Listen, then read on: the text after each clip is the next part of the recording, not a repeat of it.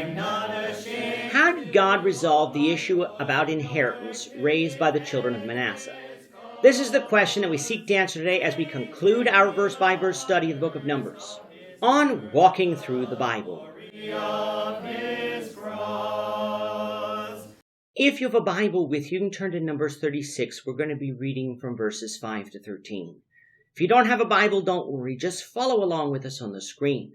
The version that we'll be reading from is the New King James Version. So Numbers 36, beginning at verse 5. Then Moses commanded the children of Israel according to the word of the Lord, saying, What the tribe of the sons of Joseph speaks is right. This is what the Lord commands concerning the daughters of Zelophehad, saying, Let them marry whom they think best, but they may marry only within the family of their father's tribe. So the inheritance of the children of Israel shall not change hands from tribe to tribe, for every one of the children of Israel shall keep the inheritance of the tribe of their fathers. And every daughter who possesses an inheritance in any tribe of the children of Israel shall be the wife of one of the family of her father's tribes, so that the children of Israel each may possess the inheritance of his fathers. Thus no inheritance shall change hands from one tribe to another, but every tribe of the children of Israel shall keep its own inheritance.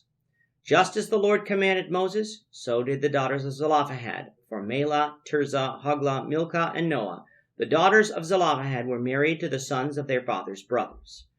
They were married into the families of the children of Manasseh, the sons of Joseph, and their inheritance remained in the tribe of their father's family. These are the commandments and the judgments which the Lord commanded the children of Israel by the hand of Moses in the plains of Moab by the Jordan across from Jericho.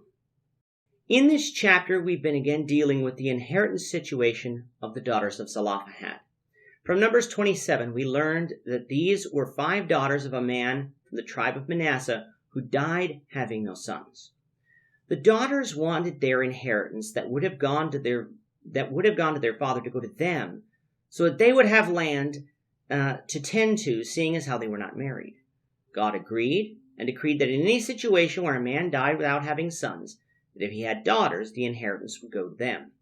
Here in chapter 36, though, some of the families of Manasseh were worried about losing land to other tribes. How might that happen? Well, if the daughters of Zelophehad had married men from other tribes and had sons with those men, those sons wouldn't be from the tribe of Manasseh. They would be from the tribe of their father. Thus, when they inherited, the land would no longer belong to Manasseh, but to some other tribe. We said in the last lesson that this wouldn't be as important to us because we don't generally hold on to property for generations. We move from place to place and sell our last property at market value.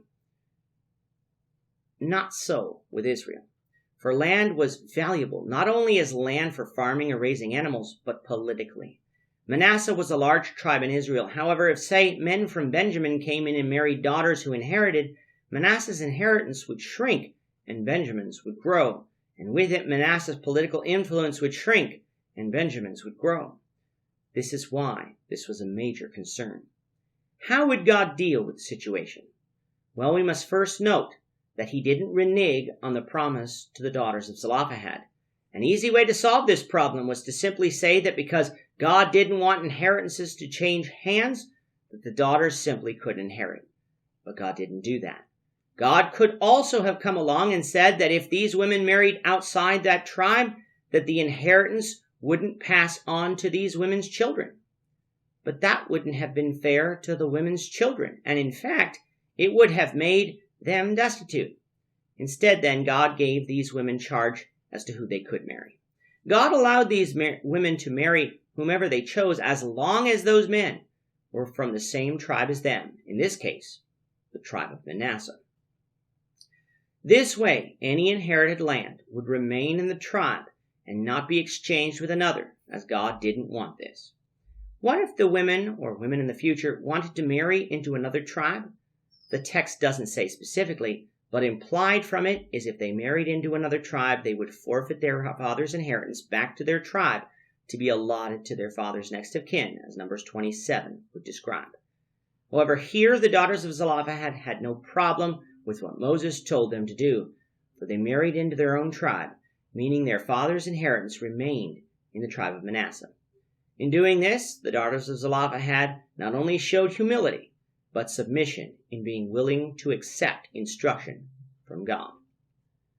They could have argued with God, or felt bitter towards some of the families of Manasseh for bringing the issue up in the first place, but they weren't.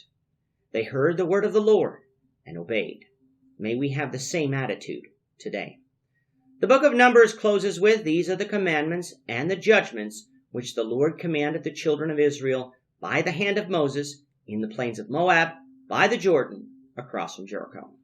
Thus again confirming to us that this book was written by the hand of Moses. And so with that, we conclude our verse-by-verse study of the book of Numbers.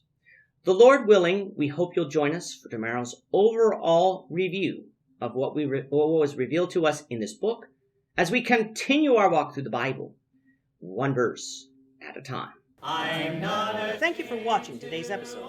We hope that you found it edifying and ask that you not only subscribe to our channel and podcast, but that you like and share this episode among your friends so that the saving gospel of Jesus Christ can go out to the whole world.